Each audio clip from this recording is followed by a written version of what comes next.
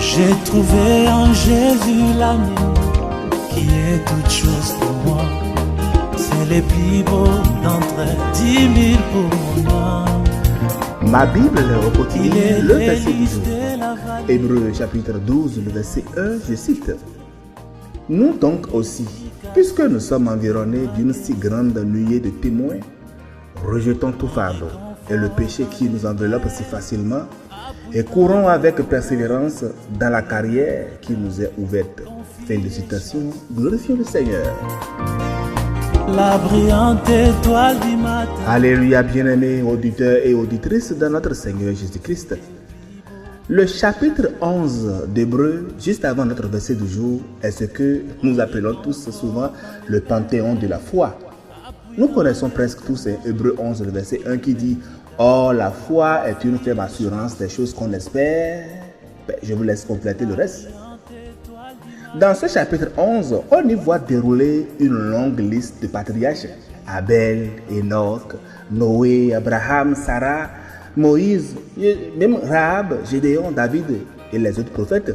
Tous ces hommes-là et ces femmes-là ont marché par la foi, mais sans avoir vu de leurs yeux l'accomplissement final des promesses. Et c'est précisément dans le chapitre 11, après avoir cité toutes leurs œuvres et tout cela que sur le chapitre 12, par le premier verset, qui nous dit « Nous donc aussi ». C'est une invitation pour entrer dans la même lignée, à rejoindre cette grande famille spirituelle qui nous est décrite dans le chapitre 11. Bien-aimés, arrêtons-nous simplement sur trois images qu'on peut tirer au niveau de notre verset du jour. D'abord, la grande nuée des témoins.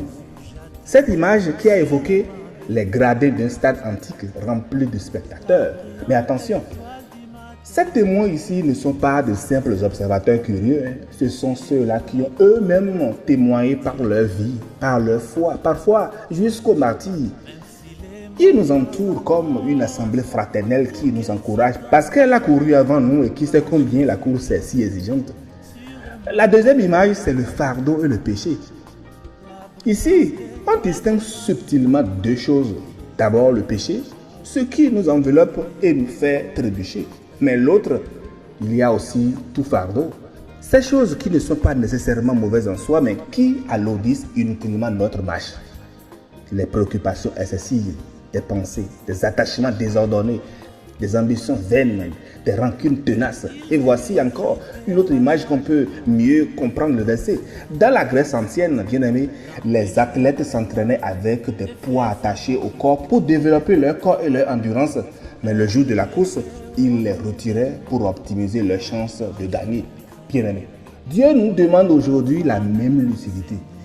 Qu'est-ce qui, dans nos vies, est devenu un poids qu'il faut désormais que nous déposons pour courir librement vers Dieu? La troisième image, c'est la persévérance. La carrière qui nous est ouverte n'est pas un sprint, c'est une course de fond. Le mot ici évoque bien la patience, l'endurance, la capacité de tenir bon malgré la fatigue, les déceptions et les obstacles. Dieu ne nous demande pas d'être rapide, mais il nous demande d'être fidèle jusqu'au bout. Mais nous devons être fidèles jusqu'au bout. Et remarquons bien ce qui est dit, la carrière qui nous est ouverte. Chers amis, chacun de nous a sa propre course, tracée par Dieu lui-même. Et c'est ici qu'il nous faut être honnête avec nous-mêmes. Deux obstacles intérieurs nous empêchent souvent d'avancer. D'abord, c'est la comparaison aux autres. Nous regardons sans cesse la course du voisin, son rythme, son succès apparent, et nous nous décourageons. Pourtant, la seule personne à laquelle nous devrions nous comparer, c'est nous-mêmes. Titi. Qui étions-nous il y a un mois, un an, 10 ans dans la foi? Parce que l'objectif n'est pas de devenir meilleur qu'un autre, mais c'est de devenir aujourd'hui plus fidèle qu'hier à soi-même. Et le second obstacle, ce sont nos propres croyances limitantes. À cause d'un passé blessé, d'erreurs anciennes ou de paroles négatives reçues, beaucoup d'entre nous aujourd'hui se croyons incapables d'accomplir ce que Dieu a pourtant placé devant nous. Les plus grands obstacles que nous rencontrons sont bien souvent ceux que nous dressons nous-mêmes. Mais tout moment, ce n'est pas ce que nous sommes qui nous entrave, mais c'est ce que nous pensons ne pas être. Et c'est précisément là que l'apôtre nous dit dans Philippiens 4, le verset 13, « Je puis tout par celui qui me fortifie. » Parce qu'avec l'aide de Christ, je vous dis que la course devient très possible. Ainsi donc, dans la vie de tout un chacun de nous, quel poids d'entraînement, quelle fausse croyance, quelle comparaison stérile devons-nous déposer aujourd'hui pour courir plus librement la carrière que Dieu nous a ouverte? J'implore tout un chacun de nous à y méditer très sérieusement. Chers frères et sœurs, notre vie chrétienne est une course encadrée par une immense communion de témoins, allégée bien sûr par le renoncement, libérée des comparaisons et des fausses croyances et réorientée vers une expérience glorieuse. Mais avec l'aide de Dieu, je vous dis que nous pouvons courir, persévérer et gagner. Bonne méditation et agréable journée à toutes et à tous dans la grâce de notre Seigneur Jésus-Christ.